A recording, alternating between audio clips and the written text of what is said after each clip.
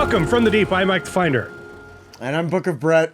And today we're talking about the 2022 film Pearl from director Ty West. But we have a very special guest on here today. We've got Josh from the VHS Files podcast. Thank you for being here. You are our very first guest ever. Yes. Hey. Popping that cherry. Thanks so much, guys. I'm honored to be the first guest. Yeah, we both really like your podcast. We haven't gotten into the episode yet, so calm down. Yeah, that's also, yeah. We are both big don't fans. know that yet. We're both big fans of what you guys are doing over there. If you guys have not checked out the VHS Files podcast, I will link that down in the description and up top right now. If you like what we do, you will like what they do. They are much better at the whole podcasting thing than we are. I will say that. And so if you really love movies, if you like old school, we tend to focus on horror more, and they are a little bit more old school everything. Whose fault is that? Okay, well, we don't need to throw blame around here. I've tried diversifying. I've tried. But yeah, if you guys like us, you will definitely like the VHS Files podcast, so go check them out for sure.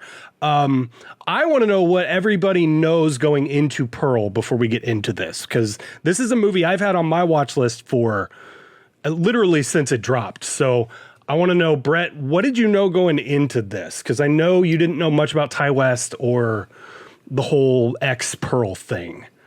Well, I knew it wasn't the ocean documentary that I originally had thought that it was. And I had watched X. I've watched X. I watched X when we right before we reviewed it, and I really enjoyed it. I really liked it. All I knew going into this one was that it's a prequel. That's what I knew. So and that's all that I knew. I knew we were gonna get a young Pearl, and we were gonna see how she became old Pearl. And yeah, that's it. That's all I knew. Josh, have you seen this before? I went to the theater and saw this, actually. Man. Oh shit. Okay. I'll go ahead and say I'm a Ty West fan. I've seen all but one of his films, I believe. I think he's got one that I haven't seen, and that's the one that's not horror, actually. All of his stuff is horror except for one movie. I can't even remember the name of it, but I have seen his other three. Well, with X it'd be four, so I've seen all four of his other horror movies. So, did you see X in theater too then? I did, yep. Wow. Yeah, those are two I just straight up missed. He's better than us, Mike. Yeah. Deal with it. I just straight up missed both these last year. I remember seeing ads for Pearl, but I had no idea at the time that it was connected to X, and I had not seen X. I was so up Barbarian's ass last year. I was just convinced nothing else was going to beat it. So yeah, I watched you guys' review of X, and seems like you guys really do like Barbarian, which I wanted to bring up because you were kind of comparing and contrasting X to Barbarian. Yeah, I saw that in the theater as well, and while I did enjoy it, I do like X a little bit better than Barbarian. But I have my ear to the ground to like A24, which it sounds like you guys are a little like wishy-washy on A24 just from your X review. But I'm a much bigger fan of A24 than Brett is. It could not be truer. But I the older I get and the more movies I watch, I tend to really gravitate towards elevated stuff that's not so much surface level. I like when movies challenge you and kind of give you something to look, to the metaphor and all the stuff they're trying to say with the art and the production and the set design, and like I eat that shit up. So A24 is just like my kind of studio. Yeah. So I have my ear to the ground for when they're releasing stuff, and when I just saw that they were releasing X and it was directed by Ty West, I was really excited. So I was there like opening weekend to see X, and same for Pearl. When I saw X, there was a after credit scene or whatever, they played the trailer for Pearl directly after X. So it was one of those like, holy shit, they've already made a sequel to this. Like it was, they crazy. Filmed both of them in the same year, right? Yeah. They filmed them back.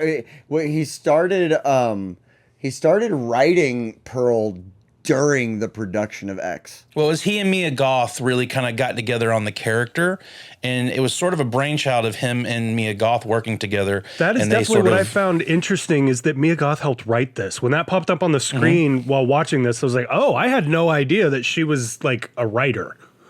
Right. Yeah. I mean, ultimately, she brings a lot to the character. So I think it's kind of cool that she decided to get in there and kind of help adapt the character and kind of show you where she came from and how she gets from, young, innocent, well, quote unquote, innocent Pearl to the Pearl we know in X. Yeah. I call Mia Goth Zarlok because she looks like an alien. I don't disagree with you there, but I've become quite a fan of Mia Goth in the past couple years. You know what? I have too. I don't think she looks like an alien, but she's definitely got that like Anya Taylor-Joy or whatever her name is look, like where you look at her and you're like, oh, she's an interesting face. Her face is interesting. I saw eyebrows for the first time in Pearl. Yeah, right. I didn't know she had those. All right, and I'm not being mean. I thought she had. I was going under the assumption that she had like a condition where she didn't have eyebrows, and I'm not kidding. the condition is her skin is the same tone as her eyebrow color, and so it's just like almost invisible. I did want to ask. I know. There's a lot of talk about whether or not Brett actually hates Mia Goth or hates the characters she plays. Yeah. Just from watching the X episode. Yeah. And I know we're gonna get into that actually. It seems like he wasn't a very big fan of Infinity Pool, which yeah. That's true. I was not. I have not gone back and watched it yet, but I was not a big fan of it, and I didn't like Mia Goth in it. Yeah, she's definitely annoying as fuck in that movie. Yeah, she's incredibly annoying. But again, I couldn't figure out, do I not like her or do I not like the character she plays? And as we will find out, this movie made me feel one of those was very true. Okay. Well, I'm anxious to get to that because I have thoughts about Mia Goth in this movie. And I'm also very anxious to hear, listening to you guys' review of X and, how it came across to Brett watching it and him trying to figure out what Pearl was going to be. It's kind of funny. He's talking about the cop showing up in Pearl. And we're gonna put this out there. We're gonna comment about that too. There's no sheriff. Yeah, there's no sheriff. We gotta comment I'm not on convinced he may show up in Maxine. That may be a thing that happens. I need him back.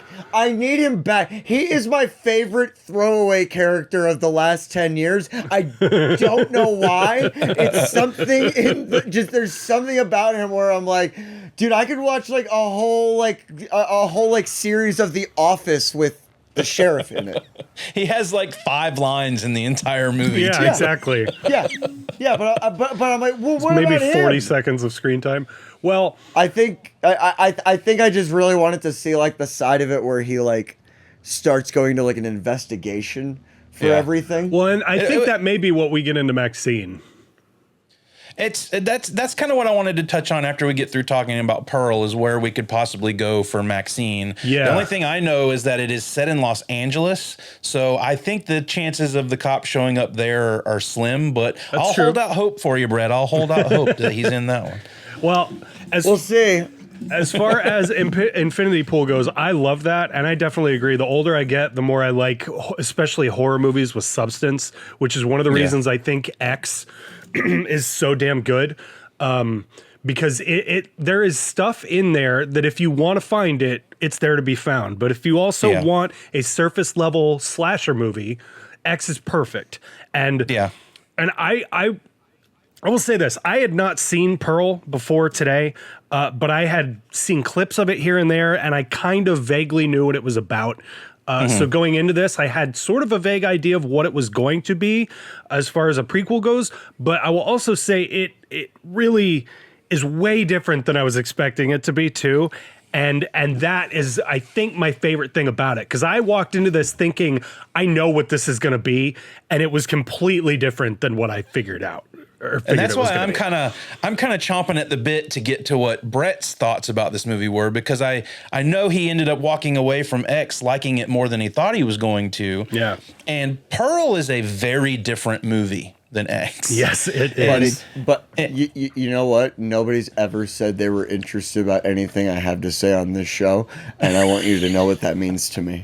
Yeah, you can't lift him up too much here. I've got him in such a position where he spits his opinions out, I shit all over him, and then we move on. I'm the lost sibling in the attic eating fish heads. You're ugly Bart or whatever his name was. Yeah. We're making a connection, Brett. We're connecting. We'll get you and me, man. We'll figure it out.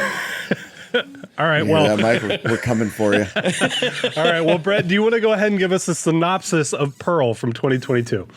Yes, synopsis is about Pearl from X, the old woman, except she's young now, living in 1918 in a very tense situation. And I would say the best way to describe the way things unfold is we kind of get a deep dive into her psychology, or Christ Almighty, the lack thereof. Yeah. All right. Well, in that case, let's jump over to IMDb and see what they have to say here. Pearl from 2022. It's rated R. It's an hour and 43 minutes. What?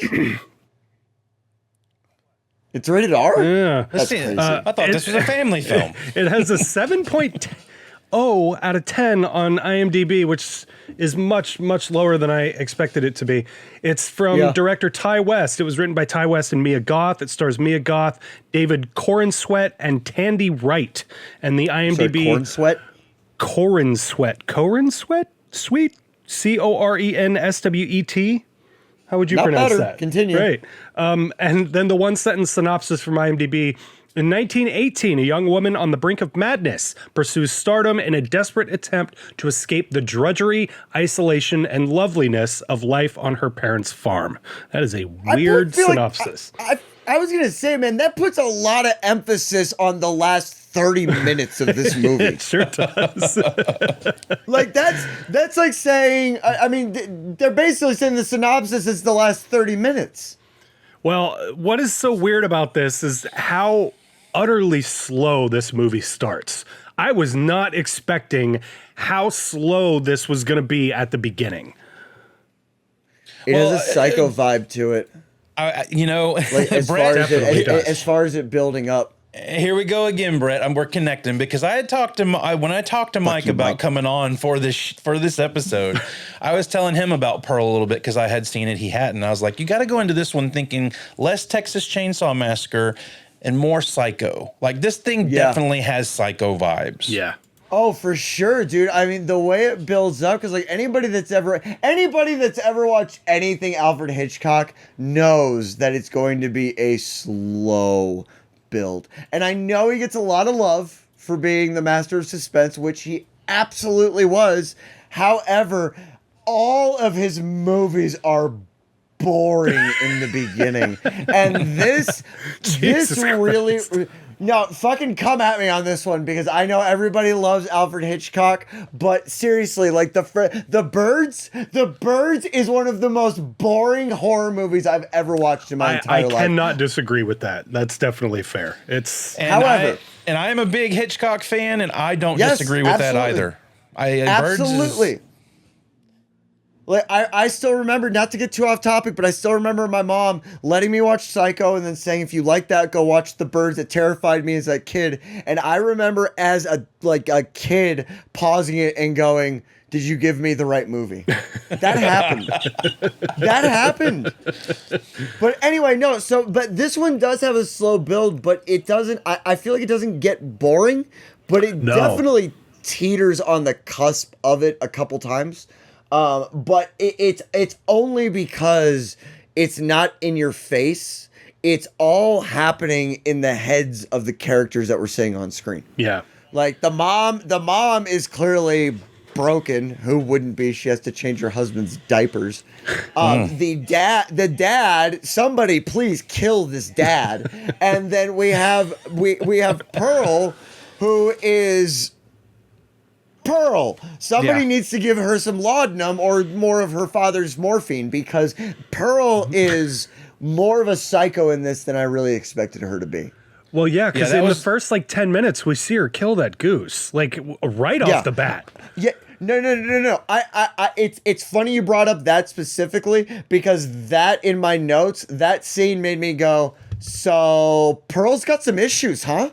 Well, it's funny coming off of your X review. There's you mentioned in there this old lady has baggage, and when I saw you say that in that review, I was like, oh God, he's about to find out about Pearl's baggage when we watch this movie. You know what I just realized? The worst part of bringing you on here is you can fact check the bullshit coming out of our mouths because you've watched our stuff more recently than we've recorded it. But yeah, no, because I mean, even in X, she does clearly have some baggage, but she's got some issues in this one. Yeah, that's what I find super interesting about this movie is your typical like horror psychoanalysis stuff for killers and whatnot will typically show you how they've evolved into the mad person that they are at some point. But like where we get introduced to Pearl in this movie is like, okay, they give us about 2 minutes of normal, regular, everyday farm girl in the 1918s. And then it's like, oh no, this girl has some psychological problems. Oh yeah. From the get-go. Yeah. Straight up serial killer vibes. And I know that's touched on at some point, but like that's an animal. You just used it with the pitchfork, which by the way, I think we can all agree, once she had the pitchfork in her hand, I think we all knew this was not going to be her living life and then getting traumatized. It was just trauma.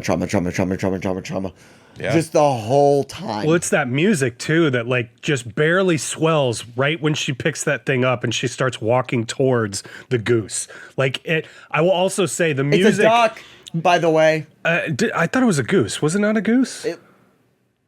Pretty sure it's a duck. Okay. I'm not fact checking that one. Regardless. Thank you. I just wanted to point out the fucking score in this movie is damn near perfect.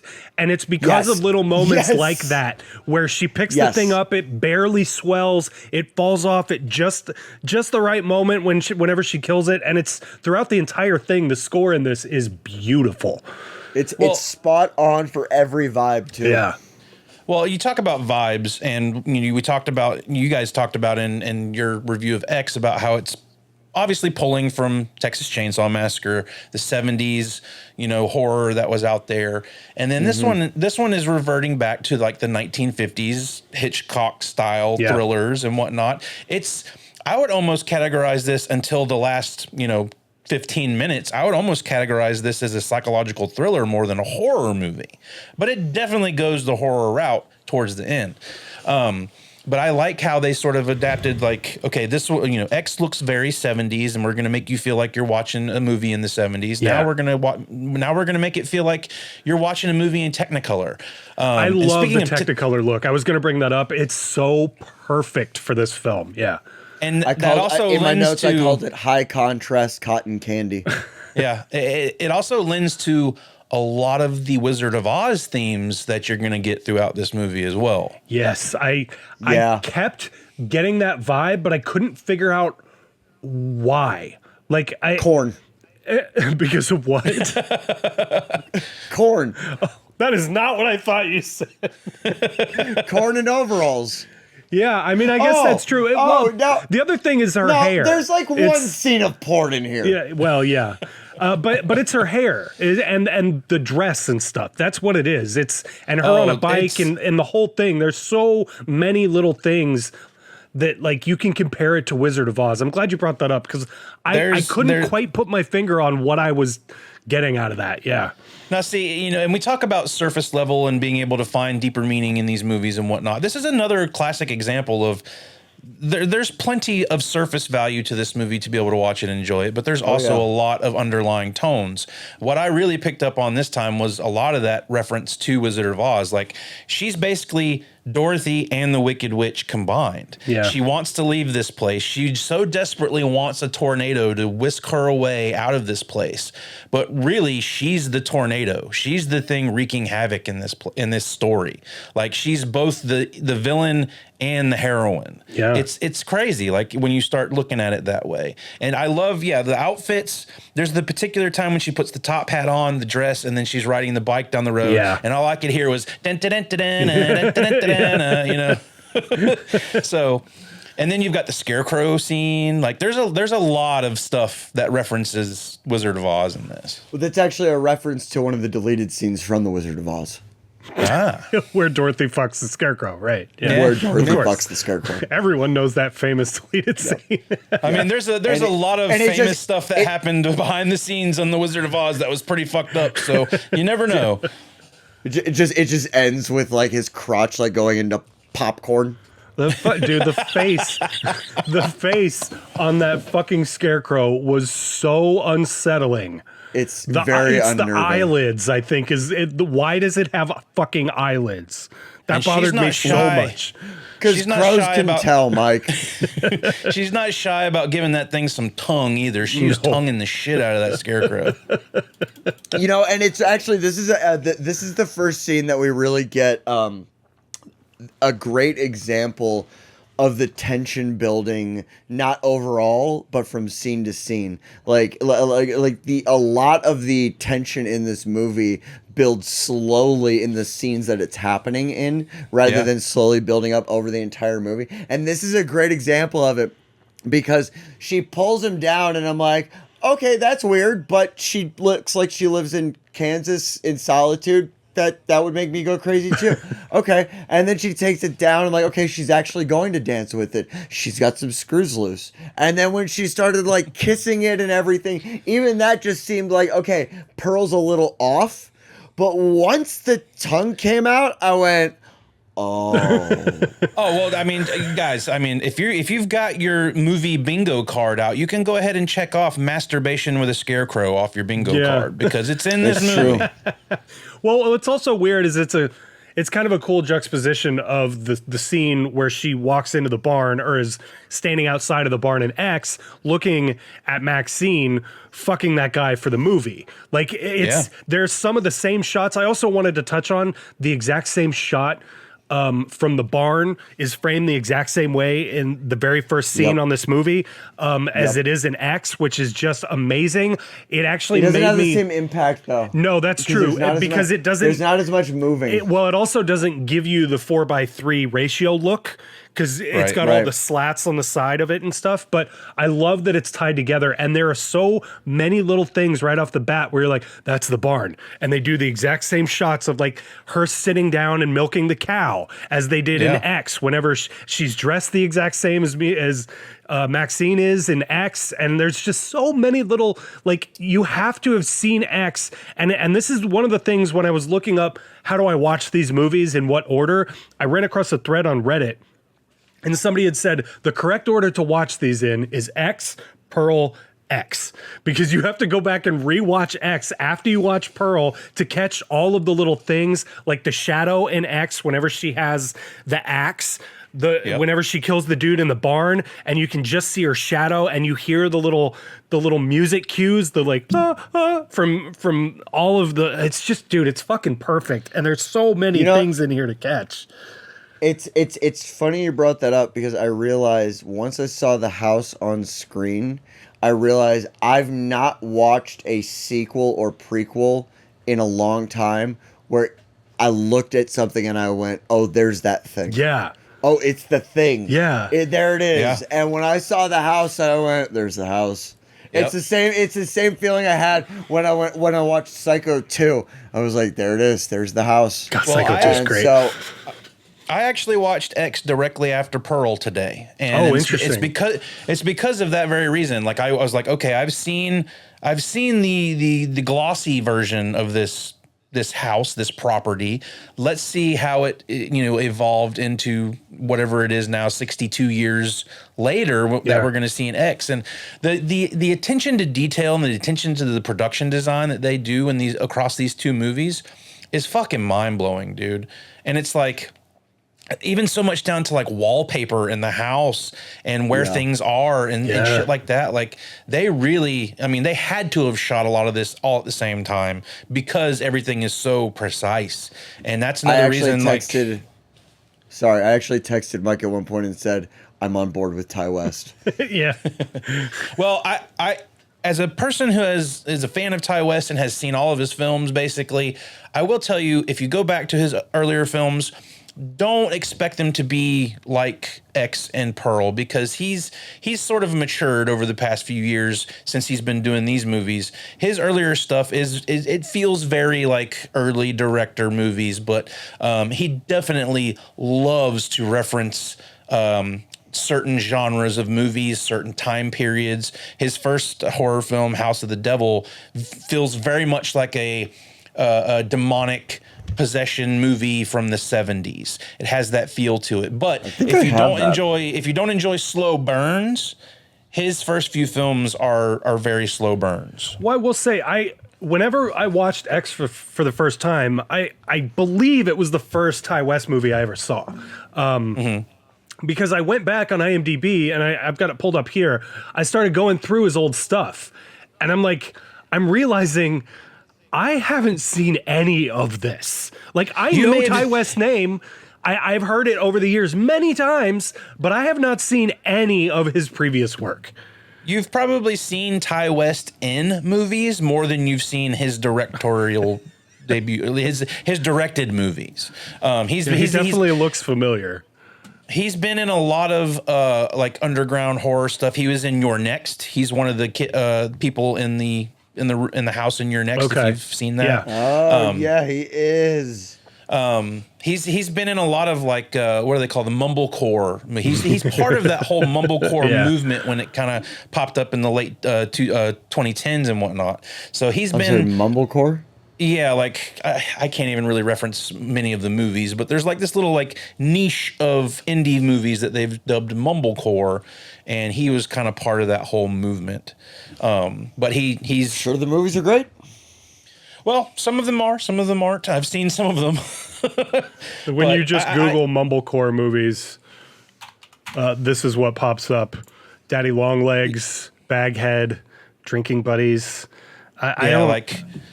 It's just sort of like it's basically that romance type shit, right? It's those movies where it's just like you're sitting around and it's mostly based on conversations and like normal conversations you would have with your buddies and shit like that. So Reservoir Dogs. Basically, yeah, without the bank robbery and the murder. Yeah, without any of the good stuff that makes it good.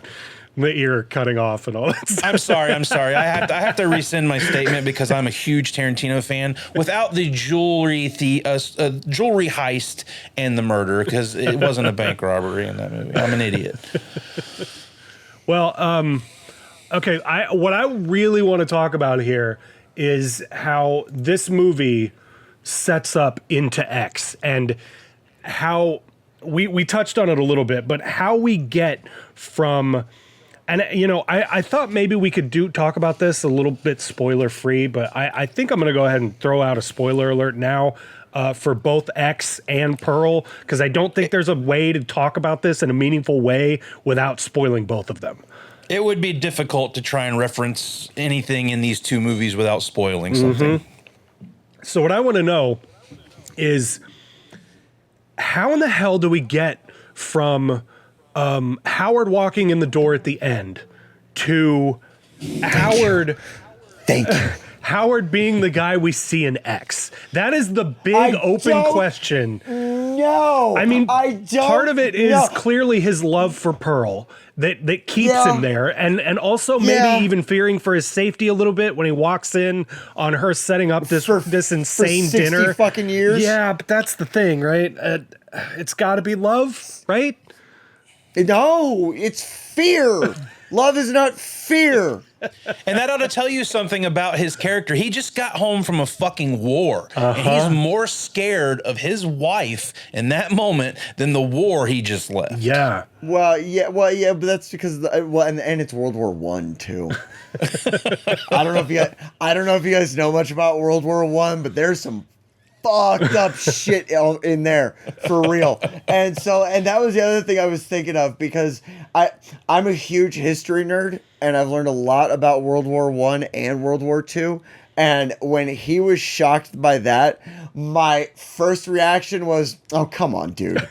And then my second reaction, after I saw her face, is I went, oh, yeah. Well, here's the interesting thing. He fought in both wars. She says that in X when she's talking to Maxine. She says he fought in both of them. So at a point, he left her again. So what the hell happened while he was gone? My wife actually said the same thing. She was like, I want to see the movie between Pearl and X. Yeah. Well, it's so open. You could do so many things in that time period. That's what, 50 something years? I mean, and that was the thing going into this movie that sort of rubbed me the wrong way. I was like, oh, we're going to go back to the 60s. You know, I didn't think it was going to be such a far jump in time. Yeah. I figured it would be something to liken to where, like, oh, in the last 10 years she's gone, or, you know, she wouldn't be as young as she is. But I mean, that didn't change how I felt about this movie, but I do find it odd that it's a 62-year time jump. Yeah. I don't know. For me, it definitely affected the movie for me, because for the last 2 days I've been asking Brittany, what happened to Howard? Like, seriously, like, what happened to Howard? Who hurt this man that so badly that besides Prussia, but that's, what the fuck, man? well, like, I mean, it's part of it, right, is fear. Another part of it is love. Yeah. I want to see the conversation between Pearl and Howard when he finds out she fucking killed his sister. Like, how do you live with someone like that? I want to see the conversation after she holds that smile for 5 minutes at the end credits. Such a perfect ending, too. It's so good. It's a really, really good ending, but if we look at this from a realistic standpoint, eventually they gotta start talking. And what is the first thing you say after 5 minutes of Parkinson's? like what is the next conversation besides either what's wrong with you or what happened? Yeah. Well, I mean, here we've already discussed that she's got problems. Like, it's obvious from the get-go that this girl has mental issues. Yeah. Oh, yeah. And yeah. He probably knew that leaving for the war. I mean, there's a good chance that he left thinking he would come back and she would have changed. You know, maybe. Why come back at all, though? Exactly. That's the big question, is if you know that she's nuts, why would you come back? And that's what leads me to believe it's love.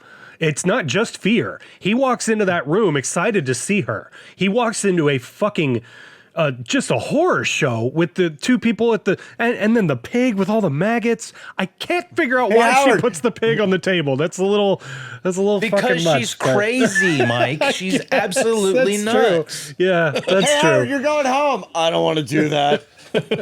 But like he walks into a complete and total horror show.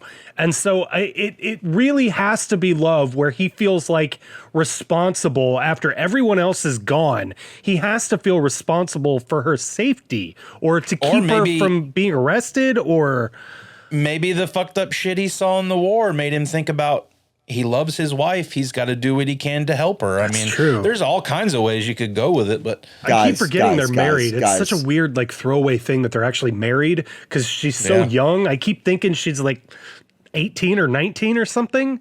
I don't know how old she's supposed to be in this, but listen, I love my wife very, very much. But if I came into that, we start divorce proceedings. You turn right back around and make sure you don't put your back to her for too long. Yeah. This is the scene coming into that. Brittany! Nope. That's that whole scene. But that's the thing, right? Is like, in X, there is a scene where Jenna Ortega's character gets locked in the basement, and there is somebody down in that basement who we do not know. Probably the mom. Which means he has been helping her, like, ring people in to kill and or torture them for possibly the entire that's right. time. That's right. It's not because it's not a corpse or it's not a skeleton in the basement. It's a corpse. Yeah, isn't it's it? somebody that's tied Yeah. up like to the wall. Yeah. Oh Yeah. yeah, and she's She clearly been freaks doing out about something it. with his dingling. Yeah. Yeah, that's I remember now. Yeah, I mean remember. that's the I thing. remember. Like if you also watch when they stop at the gas station in X, there's lots of missing things posted on the bulletin That's board. true. There's a moment when Kid Cudi is drinking from the milk carton, and there's a missing thing on there, and the guy who's missing on the milk carton is actually the guy hanging in the basement. Oh, okay. Wow. Is he really? That's a good catch. Jesus Christ. Fucking Rain Man over See, here.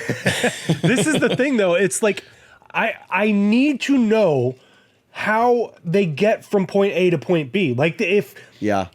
I just it's so confusing, and that's the only dude, I'm issue telling you, it's I been have with driving this me nuts. movie. It's the only issue because I expected when we got toward the end. And it cuts off and it fades into black before it comes back in of him walking up to the farm. I was like, are you fucking kidding me? You're just going to leave it like that? And then they show him walking up to the farm. And I was like, okay, cool. We're going to get some fucking answers here. And then it's still left open, which I both love and hate. But I need to know how that goes from point A to point B.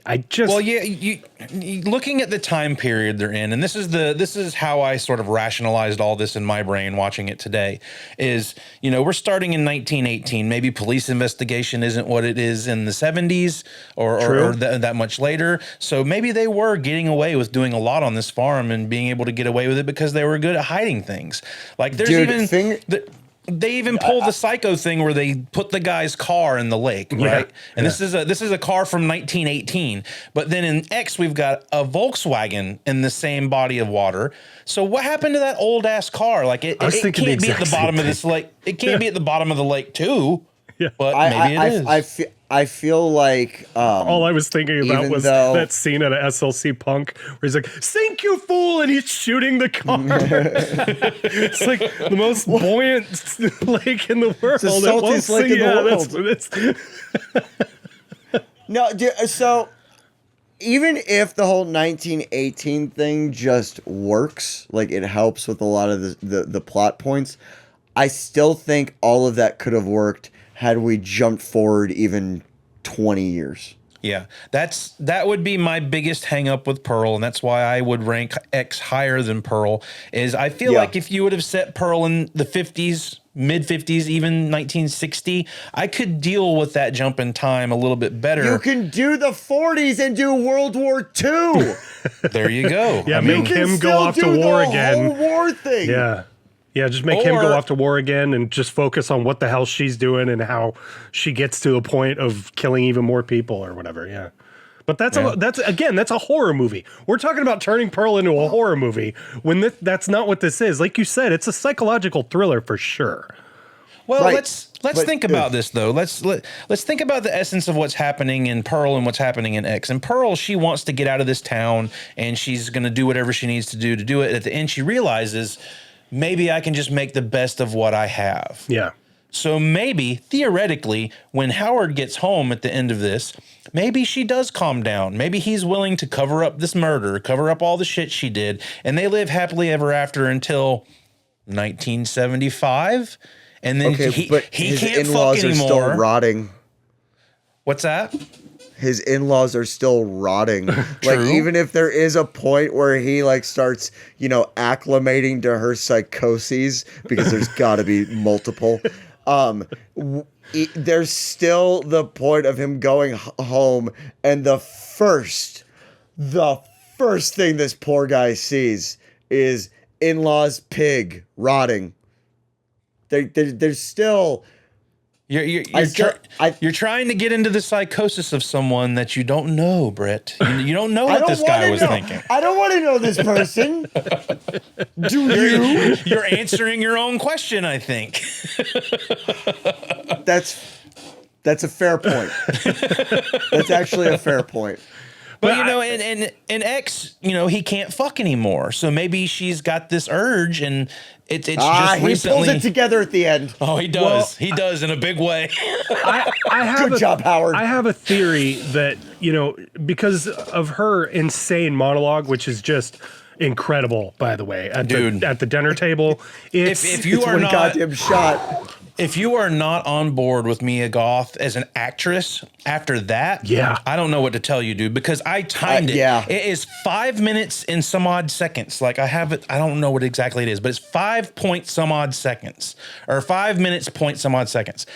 She does a no cutaway monologue, dude. Oh my God. And she's fucking emoting the entire time. She doesn't break the entire time. Like, she deserves a nomination for that, in my opinion. Dude, sure. the crying Yeah. at the end too, the way she goes from smiling to crying at the end in the credits is another thing where I was just like, it is insane to me that somebody can just make themselves do that. Like, Yeah, this is something where I'm watching and I'm going, acting looks hard. yeah, exactly.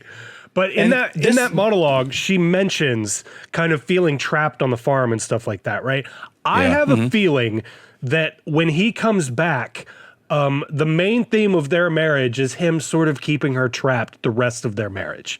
And falling in love with him, while she does love him, I think she resents him a lot by the time we get to X because of the way that he has kind of had to protect her and kind of from herself and sort of keep her from going out into the world and just doing these heinous things and making those heinous things come to them. And so I have this feeling that she resents him more than we actually get to see because he kind of traps her even more than her fucking parents did. Well, okay, so this is what I've been trying to put together after watching these two movies is how do we get to Maxine? So, you know, we know there's a time gap What, do between we even Pearl know and what it's X. about? Yeah, we do. We know it's about Maxine going to LA to try to become famous. Yeah. So, like, where do the themes from Pearl and X cross over to this new character of Maxine? And I think it all becomes relative to this, I want to be a star. I want everybody to know my name. How far am I willing to go for that to happen? I think the interesting thing that could happen in Maxine is we'll see a character that wants that so badly that she does go the distance to try and get that far, even if it means murder. Yeah. I don't know. That's just my speculation, but that's from the themes we're getting from these two movies. That's the natural progression I can see happening. Well, it's also Look out, Weinstein. that's one of the things I love about this movie so much is there is this really profound sadness over the entire movie of Pearl.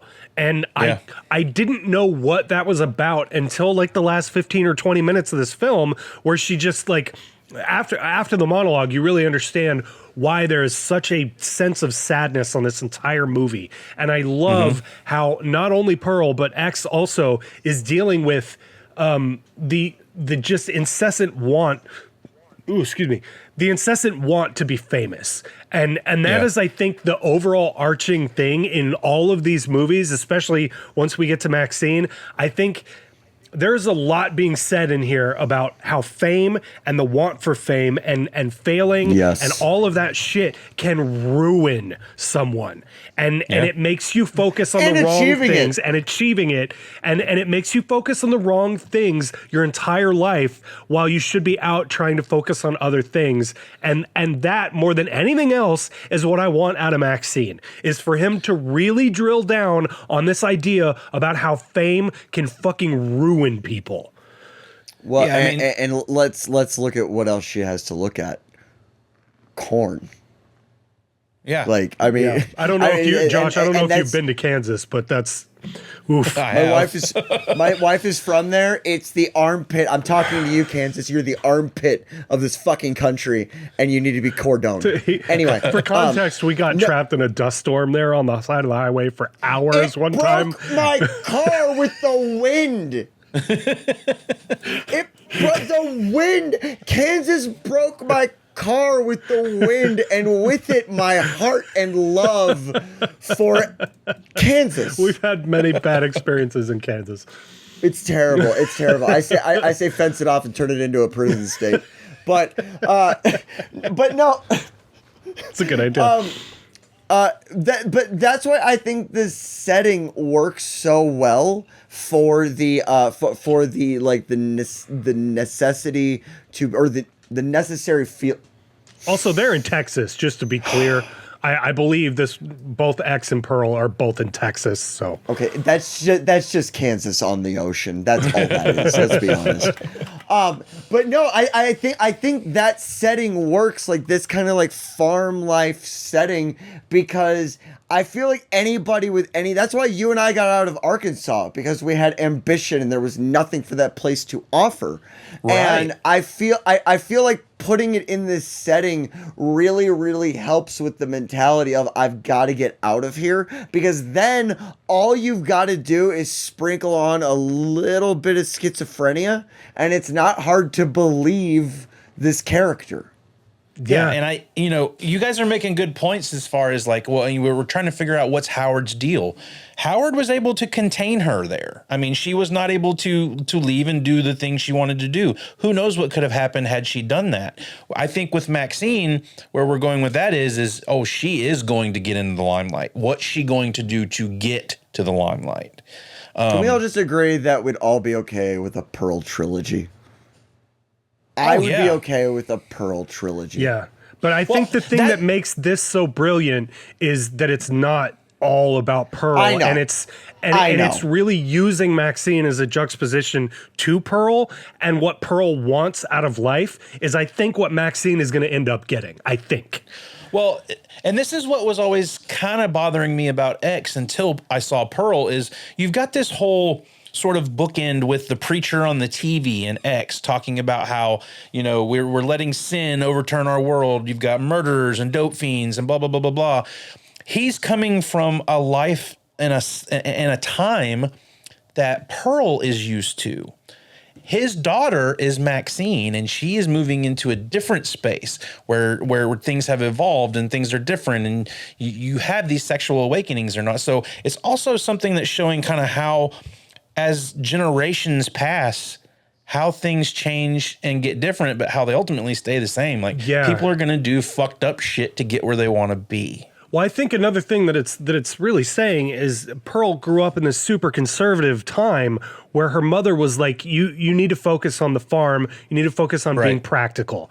And the way that in X that Maxine and a bit, really all of them were in the 70s, and it's come so goddamn far from 1918, especially sexual freedom and just the way that the fact that you can even, like, we touch on stag films in Pearl, right? And I love that they make a point to point out that, like, porn exists still here. Like, it's not nearly in the same way. And I also love that Pearl barely reacts to it. That was I was expecting her to, like, I don't know, have a visceral reaction to that. Like, oh my God. And she barely reacts to it at all. That's what I think is really cool, and how that's another thing that leads Pearl into X is how, this is another Wizard of Oz thing I found, is like the movie theater. That's her Emerald City. That's where she ultimately wants to be. The film projectionist is basically her wizard. Yeah. And he is. I love that side panning shot whenever they're walking through all that stuff. The music is kind of all mystical and magical when they're walking through the backside of the theater. Yeah. And when they get in there, the room is painted green, so it kind of resembles like your Emerald City sort of setup. And he becomes her dick wizard after that. Dick wizard. Gizzard. And but like, I like that she doesn't seem to be fazed by the fact that he's showing her pornography, and she's like, whoa, you can, like, that leads into where we go in X. And again, like, the 62-year time jump is what makes me feel like that's a little odd, but it is what it is. I have to wonder if the only reason they did that is because Mia Goth in real life is what, like 28, 30, something like that. Yeah. And they did that just so it's less of an effort to put makeup on her or something the whole time. Which is weird because she looks like a newborn baby with a full head of hair. Yeah, it's that Cabbage Patch Doll face. I was trying to determine what age she's supposed to be in this. She's anywhere between 18 and 21, I believe. And I mean, that would put her in her 80s in X. Yeah, so well, it's Texas, so she could be 14. Well, I just looked up on Google here, how old is Pearl, and the prequels see Pearl in her 20s, so she's definitely in her 20s here, which is why I find it so weird. Like I said, I kept thinking she was like 18 or 19, but I found it so weird that she was like married because I thought she was younger than she actually is. And then it does say here in X she's around 80. So yeah, you're right. It does put her around 80. Well, I mean, in 1918, they were marrying people off at 16 and 17. True. So, That's And true. 14. Yeah. This happened, guys. Quit ignoring me. Yeah, but it's fucking awkward that you keep bringing it up. That's what it is. I didn't do it. America did it. Oh, Jesus Christ. Well, what do you guys think where are we going with Maxine? Like, that's my big question in this, because we've seen all the Pearl's baggage. We've seen Maxine's kind of backstory now, which I also, by the way, love that when you line these titles up, Pearl X Maxine, that we get that weird, it's that juxtaposition again. That I also saw that Ty West said somewhere that he's always thought of Pearl and Maxine as being two people, but also being the same person, which is, I think, where the whole sexual attraction thing from Pearl's end comes from in X, because I don't think she's physically attracted to Maxine. I think she's so repressed and misses her youth so fucking much in X that she can't help but be somewhat sexually attracted to her. well, she sees herself in Maxine, and I didn't really notice this until watching it today. In X, when they get to the farm and they're going into the house and whatnot, Howard takes a really long look at Maxine in there. And it's because she reminds him of his younger wife. Like, I think they look so much alike, and that's kind of where it all kind of comes together. Like, she goes so nuts, and as they kill off these girls, like, it could be anybody. Like, she just needs some kind of sexual plaything, right? Yeah. But as you go through X, they take out one of the girls, they take out another one, and he's like, oh, we got this, we got that. And Pearl herself even says, I don't want any of them. I want her. Yeah. Like, they're going after her. Something about Maxine reminds Pearl of her former self. She uses the term X Factor in that scene, doesn't she? Doesn't she say she has an X Factor? Or does she? The boyfriend says she has X Factor at some point. Okay. I don't know if Maxine, and the I don't judge know in if Pearl Pearl ever says says it too. She does? Okay. Okay. The judge in Pearl. One of the judges says that we're looking for someone with that X factor. Yeah. Yeah, I love that scene where she's stepping up on the stage too, and she has to step up onto that X. It's like the fucking turning point of the movie where you go from hopefulness into just complete fucking disaster. We have to stop there, because this is what I was talking about how we were going to get into this movie making me realize whether or not it's me hating Mia Goth or the character she plays. And it's the characters she plays, because when she is scream crying outside, at a certain point I'm sitting here going, oh my God, get the fuck over it. Like, it was so over the top. It works for the character, don't get me wrong, because her mentality is already so fragile and unstable that this is the thing that just sends her over the edge. But I think whatever it is in me was sitting here going like, get over it. Get over it. It's a church dance squad. Now, of course, I'm looking at this from this so funny is that it's such a small town like church thing, and she fucking kills her whole family just to be there. It's bring it on in a God shack. That's all that's all that competition is. That's really funny. And she's so broken up about it, but again, it totally makes sense. But this is the point that made me realize I like Mia Goth. I hate some of the characters she plays. Yeah, she really seems to enjoy playing like a really psychotic bitch. And she does it really, really well. Yeah. But Infinity Pool was the one where I was like, she's really annoying when she loses her mind. She's really hamming it up in Infinity Pool, big time. Yeah. Oh, like, it was way over the top. Yeah. But in this, that over the top reaction makes sense because of how already all jitterbrain she already is. Yeah, because we spend an hour setting up how fucking crazy she is. And we know exactly the difference there is in Infinity Pool, we don't know much about her character in that, other than she's rich, she's married to this dickhead, they do crazy shit when they come to this island, right? In this, we spent over an hour setting up her backstory, and we actually sympathize with her when she's on that stage, regardless of how fucking crazy she actually is.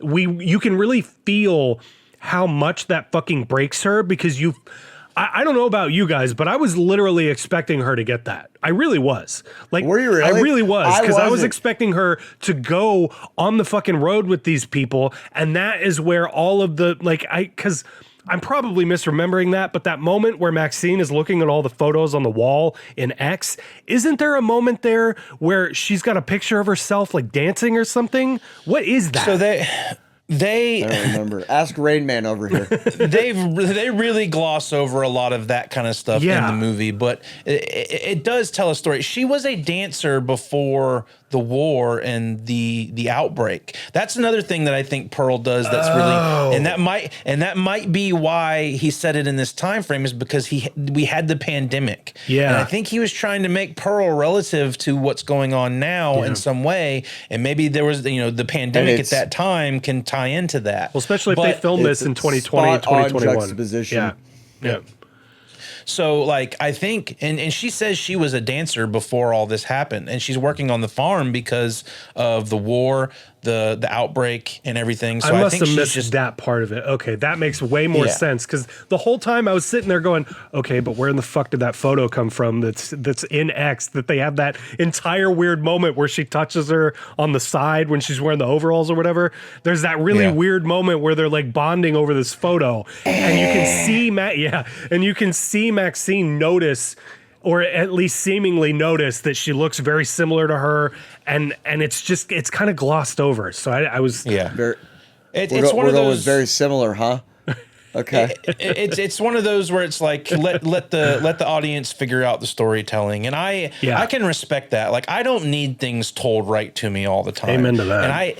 And movies have gotten to a point where like they feel that like they need to tell you everything.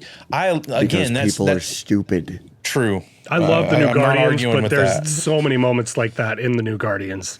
It's really fun and good, but there were so many moments where I was like, oh my God, just stop the fucking exposition. I get it. Yeah. I'm not that when stupid. when Peter, It's like sitting in a movie with somebody who hits pause and then just goes, okay, so this is what's going exactly. on. Yeah. When Peter has to lay out everything that happened from the first movie through Infinity War, oh my God, I was just like, yes. God, we've checked the box office numbers, guys. We've seen the movies. We know what's happening. I haven't even seen any of the Avengers movies, and I was like, I know all of this. I get it. Yeah. That's because there's 42 of them. That's true. But no, like, I am a big fan of those kind of movies as well. Like, I can go in, like, those are my popcorn movies, and I know what I'm getting with that stuff. They're gonna have to give me exposition. They're gonna have to tell people what's happening, because most people haven't seen all of these movies.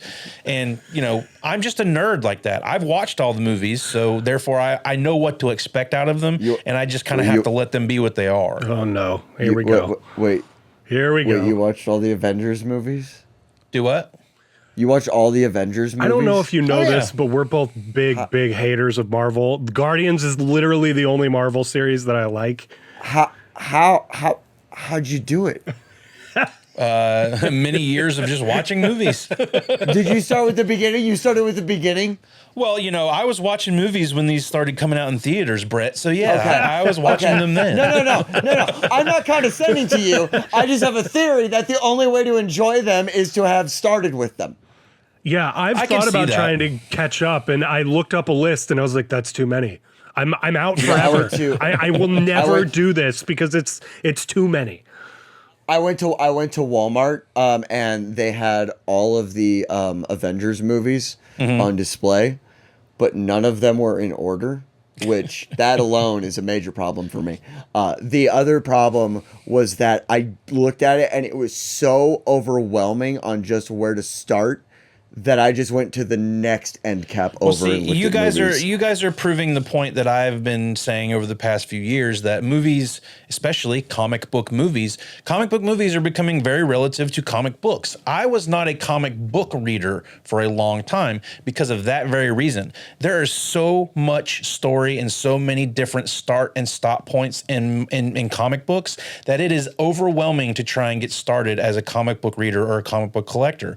But once you find where you can dip your toe in and sort of spread from there, it gets easier to figure that shit out. It's the same thing with the Avengers. Like Days of Our Lives. Yeah, basically. Yeah. Okay. I mean, eventually you're going to have somebody possessed by the devil and you're going to have an exorcism, you know? Wow. Right. Marvel is just like what happened with John and Julie over at the Connor residence. Absolutely. Right. I mean, I fully expect Star Wars and the Avengers to sure cross none of over at that's some right. point. Well, yeah, I would be shocked if Star Wars and Marvel doesn't cross over at some point. Like that would be. I mean, they're owned by the same people. They've already kind of set the framework for it. That's how much of a nerd I am. Like I can see where they've set the framework for this to be a possibility. Now you're gonna hurt Brett's feelings. If that ever happens, just don't call. It's just gonna be click. Well, I mean,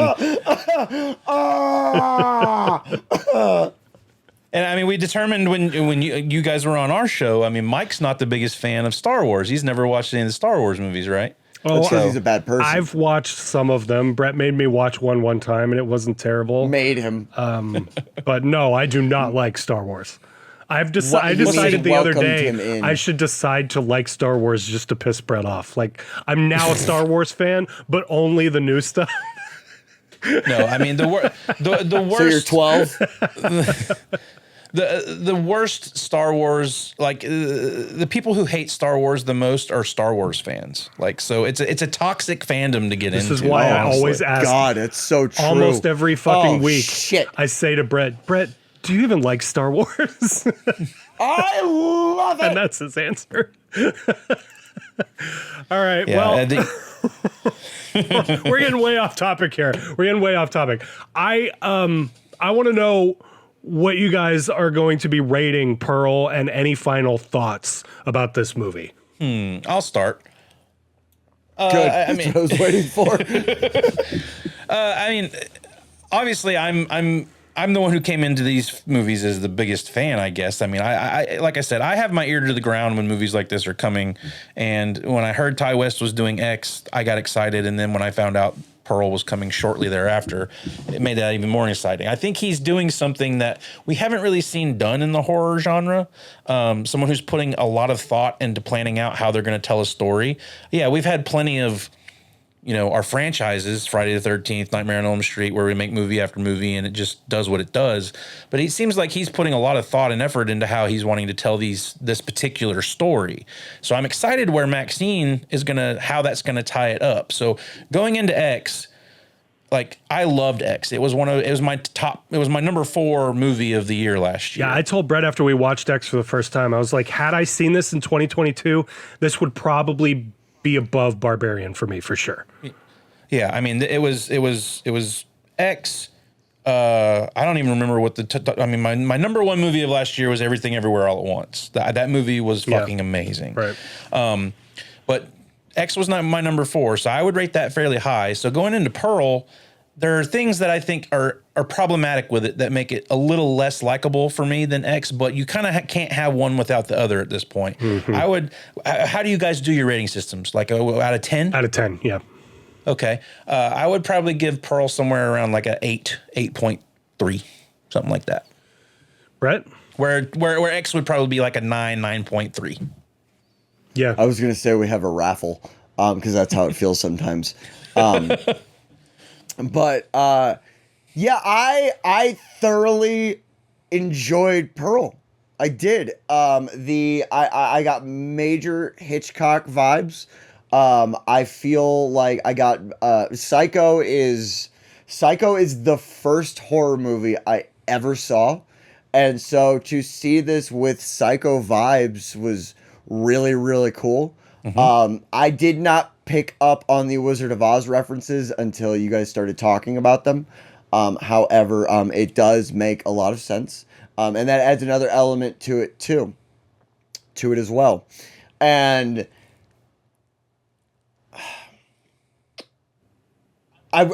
the ending's the issue, though.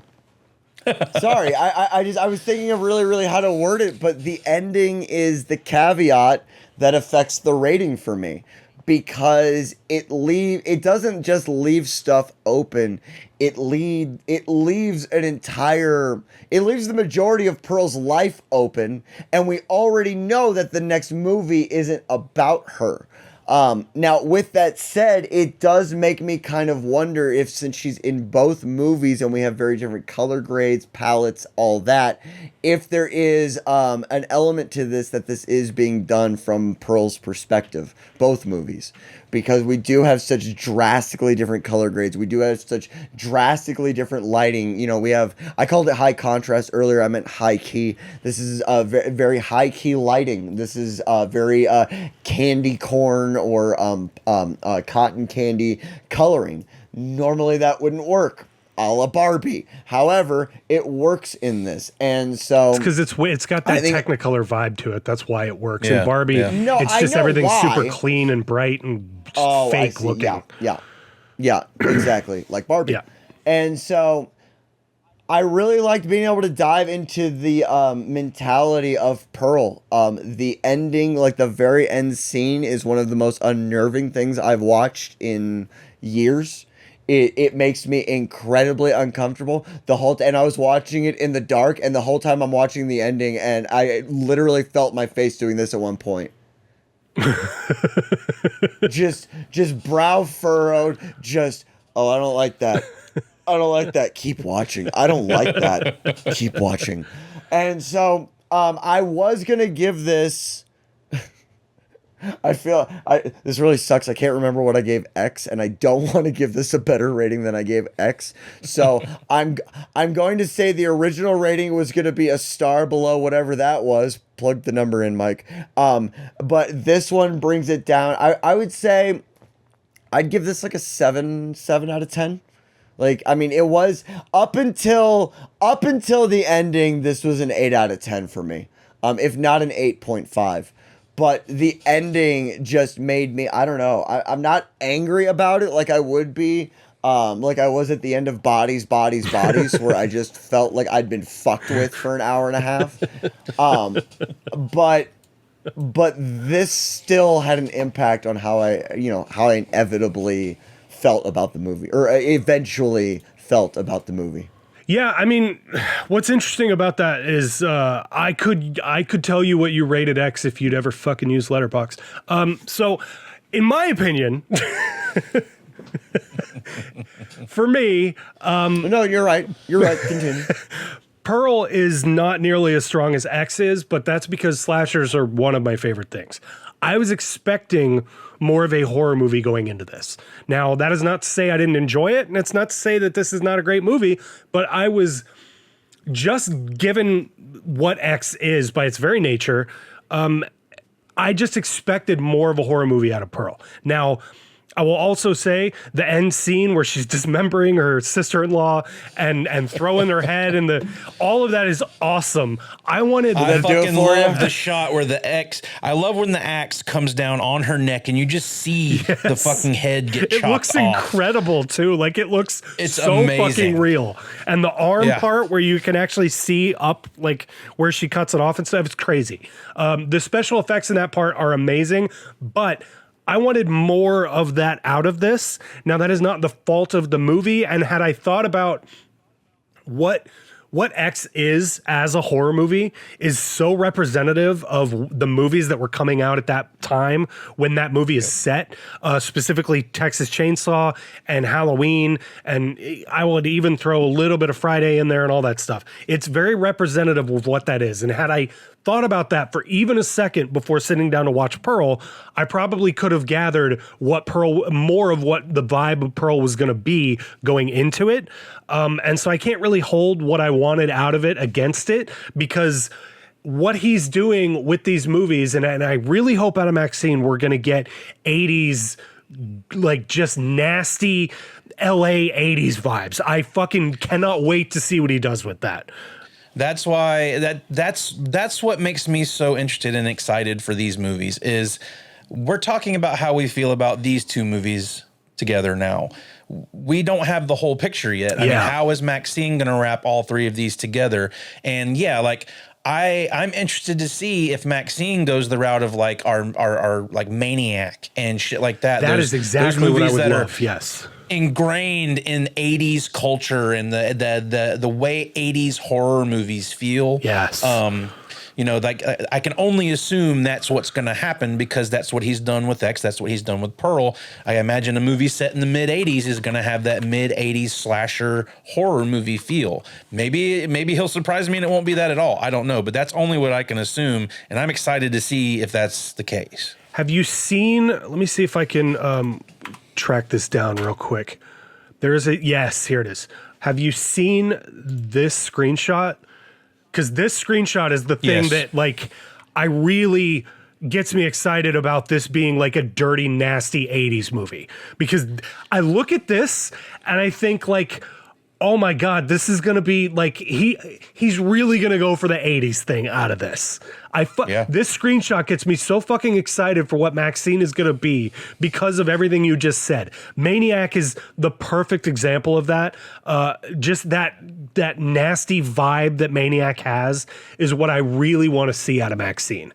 And again, had I thought about all of this going into Pearl, I think that I would have been a little bit more on board with Pearl. I think that it's extremely slow in parts. And like Brett said earlier, it definitely teeters on a moment of like, there's too much backstory and this is too slow, but it always pulls me back in. Like, that's the good thing about Pearl is that even though it can teeter on boring, there are moments that sprinkled throughout the whole movie that makes you like, oh, what I'm back in. So for me, Pearl it's really damn good, but it is not as strong as X, and I think part of that is how much I love slashers. This isn't a slasher, even though that's what I wanted out of it, and it makes me wonder what the hell Maxine is going to be, if not a slasher, because I don't know. I guess it depends on what year he sets it in. If we go 1981, it may be a slasher, but if we go 1988, I think the 16 Candles. There's a synopsis out there that says what year it is. It's either 83 or 85, I think. Which again, that plays into the whole like between films, how long is the time jump? Because if you've got Pearl that jumps 62 years and then you go from 79 to 85, that's 6 years. I mean, that's a small time jump. So that's another thing that kind of makes it feel weird.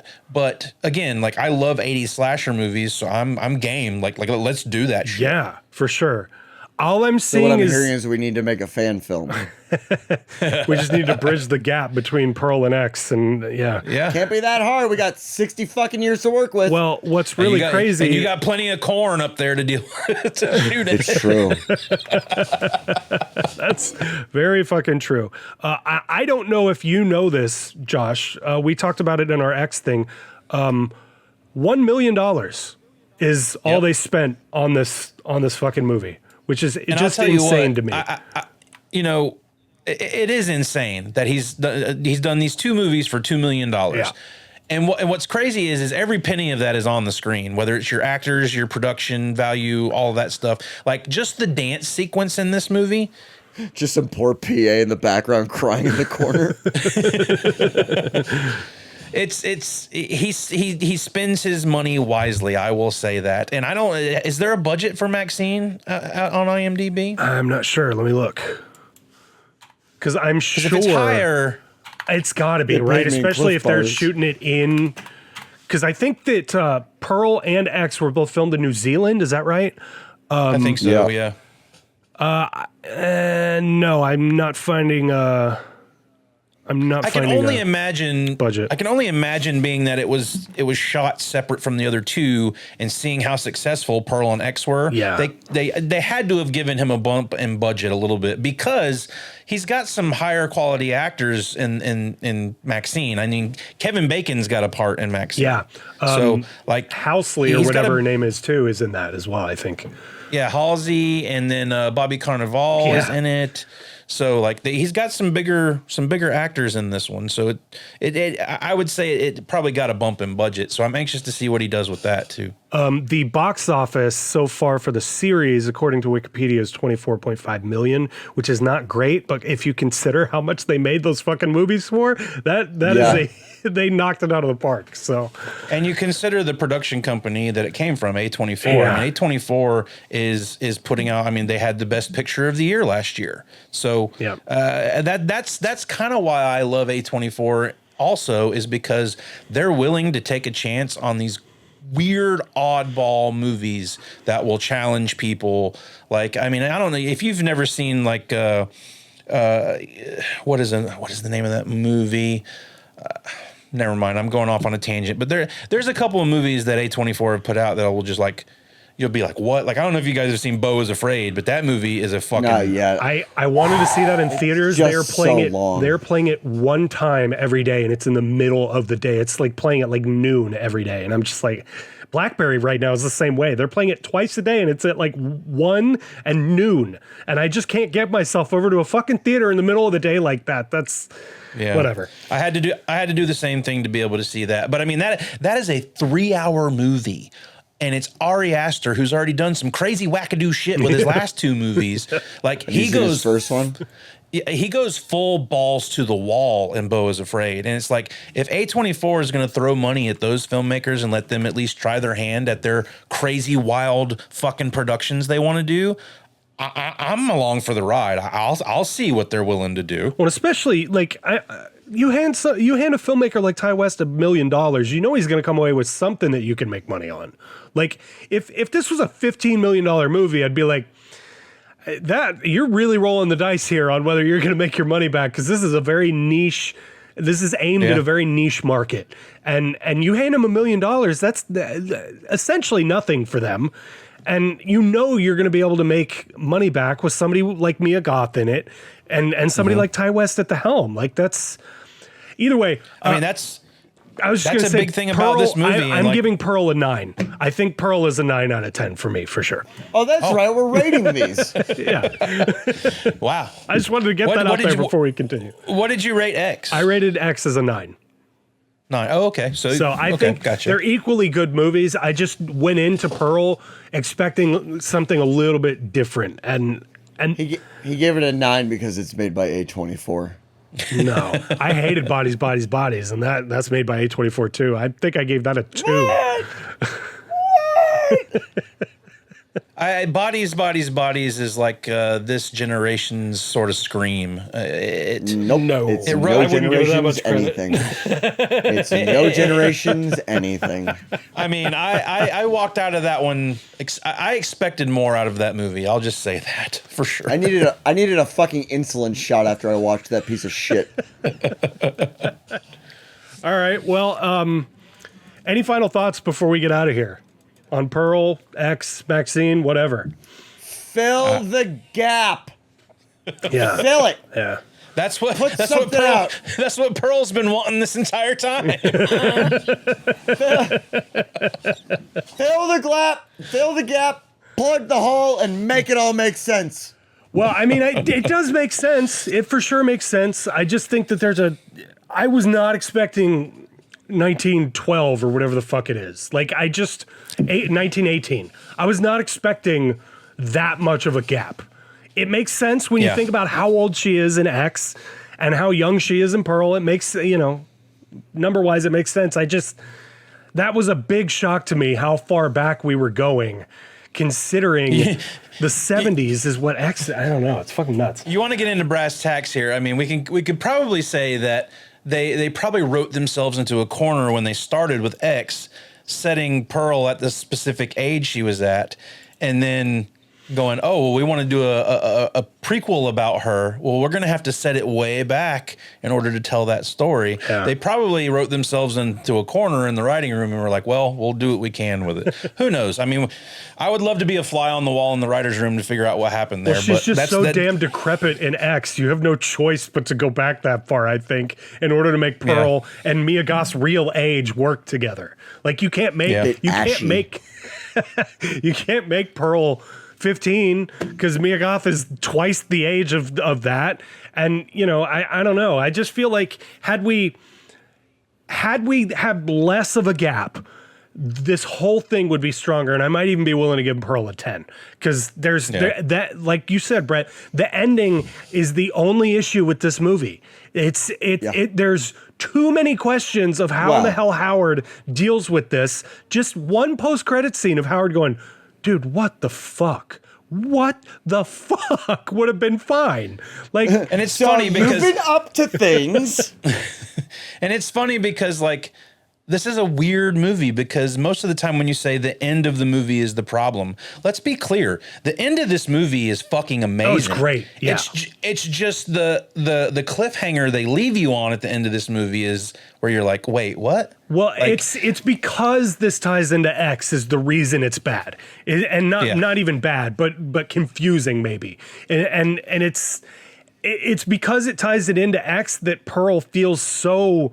There's so many unanswered questions. Had he put Pearl out first and then put X out, I don't think Pearl would have nearly the emotional punch that it does. But I think it would give us a more sense of feeling completed, and rather than watching them, maybe it's just the order we watched them in. I don't know.